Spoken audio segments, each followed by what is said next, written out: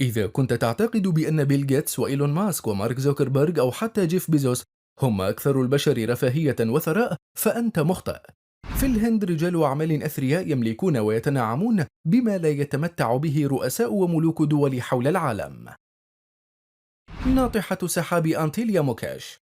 تقع ناطحة أنتيليا في مومباي بالهند، وهي مقر إقامة الملياردير الهندي موكيش إمباني وعائلته، الذين انتقلوا إليها ما بين عامي 2011 و2012.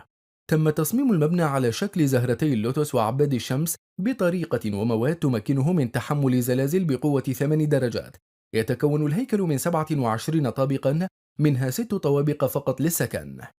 طوله 173 مترا، وعلى مساحة تزيد عن 37 ألف متر مربع، وبه جميع وسائل الراحة مثل مرآب يتسع ل 168 سيارة، وقاعة رقص وتسع مصاعد عالية السرعة، ومسرح يتسع ل50 مقعدا، والعديد من الشرف والحدائق والمسابح، وكذلك منتجع صحي ومركز رياضي ومكان للعبادة وغرفة ثلج تنثر الثلج من الجدران، ويعتبر أغلى مسكن خاص في العالم، حيث تكلف بناؤه ما بين 1 و2 مليار دولار.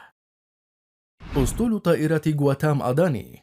يملك غواتام أداني أحد أغنى مليارديرات الهند أسطولا فريدا من الطائرات والمروحيات مقارنة بغيره من مليارديرات العالم.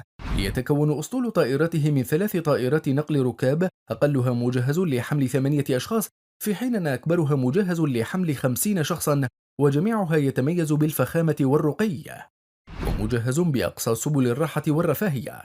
وعلى الرغم من هذا يفضل آداني طائرته المروحية للتنقل بين مقرات شركاته وعقد الصفقات. وعلى الرغم من أن طراز المروحية الخاصة به غير معروف لأي شخص، إلا أن النموذج الذي غالبا ما يشاهد أثناء السفر هو AW139، وهي مروحية توفر 15 مقعدا فاخرا وتعمل بمحركين، وتبلغ سرعتها القصوى 310 كيلومترات في الساعة. ويكفيكم أن تعلموا أن هذا النوع يتم استخدامه من قبل القوات الجوية الإيطالية في عمليات الإنقاذ والبحث القتالي. يخت إمفي لاكشمي ميتال.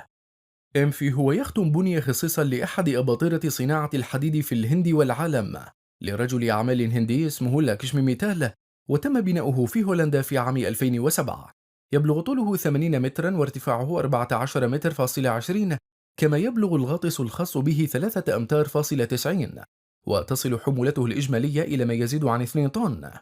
يحتوي اليخت على محركين مزدوجين بقوة إجمالية تبلغ 9100 حصان، مما يسمح لليخت بالوصول إلى سرعة قصوى تبلغ 18 عقدة ونصف، أي 34 كيلومتر فاصل 3 في الساعة، وتصل سرعة الانطلاق إلى حوالي 14 عقدة، أي 26 كيلومترا في الساعة. منزل كومار بارلا. يقع هذا المنزل الذي يتجاوز سعره ملايين الدولارات في مالابار هيلز في جنوب مومباي، وتبلغ مساحة المنزل قرابة 3000 متر مربع. تم شراؤه لعائلة بيرلا، ويقال أنه يحتوي على 20 غرفة نوم، كما أن به قاعات للاحتفالات بها كسوة جدارية من الذهب، وأسقف مصنوعة من خشب الساج البرمي، كما يشتمل على أكثر من حديقة كبيرة وبها نافورة مياه وحمامات للسباحة. قصر كنسينغتون في لندن. يقع قصر كنسينغتون وسط منطقة المليارديرات في لندن، ويقدر ب 222 مليون دولار، ويضم 12 غرفة وحمامات تركية وحمام سباحة داخلية وحراج يتسع ل20 سيارة. وهو منزل يملكه الملياردير الهندي الذي تحدثنا عنه سابقا، لاكشمي ميتال، أكبر منتج للصلب في العالم، والذي يعد واحدا من أغنى 100 رجل في العالم.